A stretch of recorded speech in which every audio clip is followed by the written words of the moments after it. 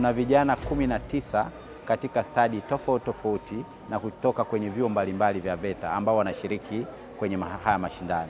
Kwa hiyo yawezekana kabisa ni kwamba wameonyesha umahiri wao ni kwa namna gani ambavyo wameandaliwa na hivyo kuweza kushindana na kuweza kuchaguliwa kuja kushiriki kwenye haya mashindano ya kitaifa.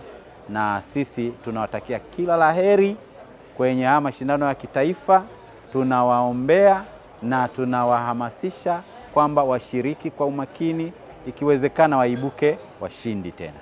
Nashukuru sana. Kwanza nitumie fursa hii kumpongeza sana Dr. Samia Suluhu Hassan, Rais wa Jamhuri ya Muungano wa Tanzania, kwa uwekezaji mkubwa anaofanya kwenye elimu ya ufundi.